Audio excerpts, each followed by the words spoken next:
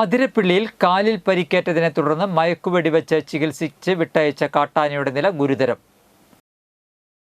അതിരപ്പിള്ളിയിൽ കാലിൽ പരിക്കേറ്റതിനെ തുടർന്ന് മയക്കുവെടിവെച്ച് ചികിത്സിച്ച് വിട്ടയച്ച കാട്ടാനയുടെ നില ഗുരുതരമായി തുടരുന്നു. കാലടി പ്ലാന്റേഷൻ 8-ാം ബ്ലോക്കിൽ എരുമത്തടത്ത് പരിക്കേറ്റ നിലയിൽ കണ്ടെത്തി ചികിത്സ നൽകി വിട്ടയച്ച ഏകദേശം 15 വയസ്സുള്ള കൊമ്പനാണ് അവശനിലയിൽ കഴിയുന്നത്.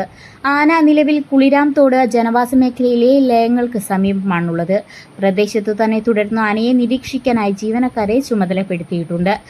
കഴിഞ്ഞ മാസം 19-ാം തീയതിയാണ് ആനയ്ക്ക് വനം വകുപ്പ് ചികിത്സ നൽകിയത്. എന്നാൽ ആനയുടെ കാലിലെ പഴുപ്പും നീരും ഇപ്പോഴും പഴയ സ്ഥിതിയിലാണ്.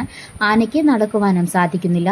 ഇന്നലെ Ernakulam assistant forest veterinary officer doctor Binoy, doctor OV Mithun എന്നിവരുടെ നേതൃത്വത്തിലുള്ള സംഘമെത്തി ആനയെ നിരീക്ഷിച്ചിരുന്നു.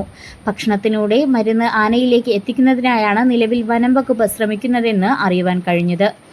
എന്നാൽ ആനയെ പിടികൂടി കൃത്യമായി ചികിത്സ നൽകിയില്ലെങ്കിൽ ആന ചെരിയുവാനാണ് സാധ്യത. പരിക്ക് പറ്റിയ നിലയിൽ എരുമത്തടം ഭാഗത്ത് ആദ്യമായി ആനയെ കണ്ടെത്തിയ സമയത്ത് മതിയായ ചികിത്സ നൽകിയില്ലെന്ന് ആരോപണമുണ്ടായിരുന്നു.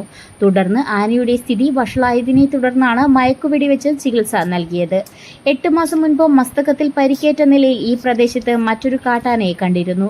തുടർന്ന് ചികിത്സ നൽകുന്നതിനായി മയക്കുവെടി നൽകി പിടികൂടിയതിനു ശേഷം കോടനാട് ആന പരിപാലന കേന്ദ്രത്തിൽ എത്തിച്ചെങ്കിലും അവിടെ വെച്ച് ചെരിയുകയും ചെയ്തു.